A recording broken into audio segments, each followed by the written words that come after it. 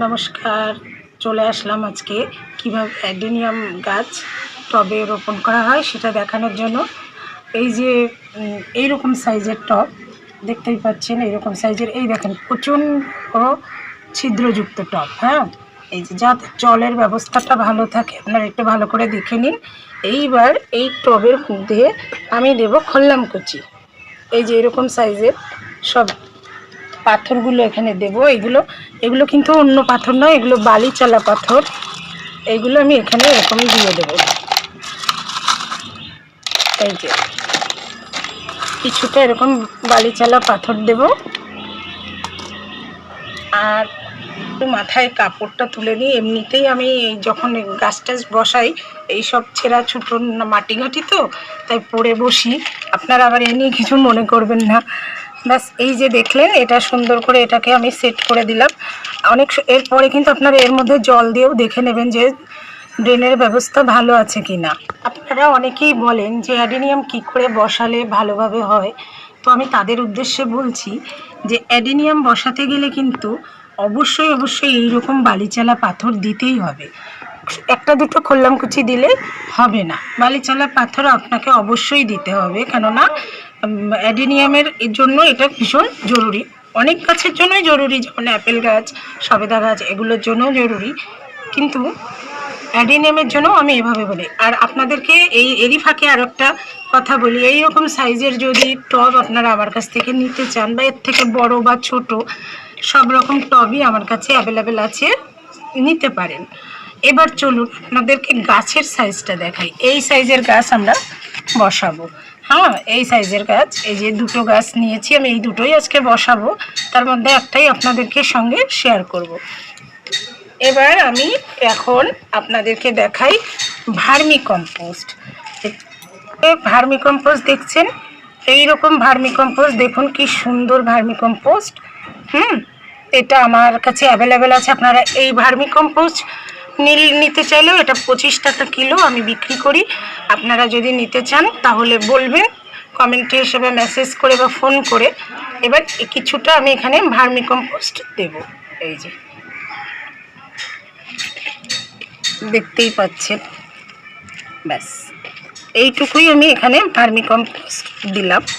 এবার আমি দেব এখানে গার্ডেন সয়েল আর বালি মেশানো আছে। এই যে গার্ডেন সয়েল আর বালি মেশানো আছে এখন, যেটা অ্যাডেনিয়ামের জন্য ভীষণ জরুরি। যেহেতু অ্যাডেনিয়াম মরুভূমির গোলাপ, তো এটার জন্য কিন্তু এটা ভীষণ জরুরি। এবার আমি এটাকে কিছুটা দেব।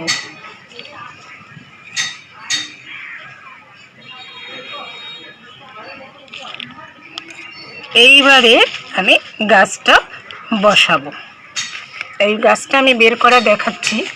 এখানেও বালির মধ্যেই বসানো আছে গাছটা। তাই এই বালিটা আমি আর এখন দেখেছেন কত সুন্দর শিকড় আর কত সুন্দর হেলদি গাছ।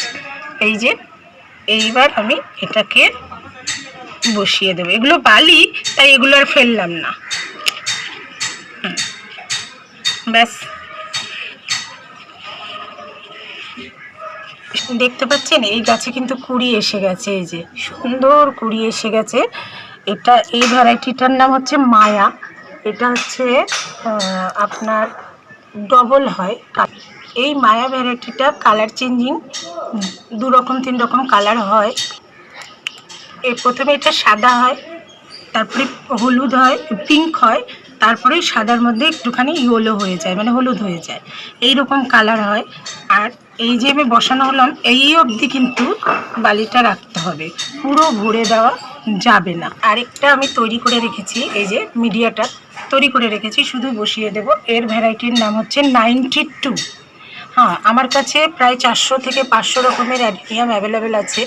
যদি আপনারা কেউ নিতে চান তবে অবশ্যই ডেসক্রিপশন বক্সে যে লিঙ্ক, মানে আমার ফোন নাম্বার বা সমস্ত কিছু দেওয়া থাকবে, সেখান থেকে নেবেন। আর ফেসবুক থেকে দেখলে মেসেঞ্জারে বা কল করে বা হোয়াটসঅ্যাপ করে আপনারা বুক করবেন। প্রায় ফেসবুকে তো নাম্বারটা দেওয়া থাকেই আমার পোস্টে, আপনারা ওখান থেকে যোগাযোগ করবেন। আর আবারও বলছি, 400 থেকে 500 প্রায় ডবল প্যাটার্নের, 2-1টা সিঙ্গেল পেটালের আছে। আপনারা নিতে চাইলে অবশ্যই কমেন্ট করবেন।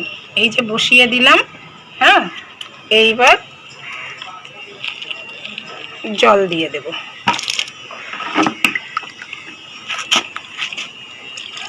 দেখতেই পাবেন যে জলটা কি সুন্দর বেরিয়ে আসবে। এই যে একটু পরেই দেখবেন যে জলটা এখানে নেই, জলটা বেরিয়ে গেছে। দেখুন জলটা কিন্তু আস্তে আস্তে বেরোতে শুরু করেছে, এই যে বেরিয়ে চলে যাচ্ছে। এই যে এটা তো পুরোটাই বেরিয়ে গেছে, দারুণ মিডিয়া তৈরি হয়ে গেছে। আপনারাও এভাবে করবেন। নমস্কার।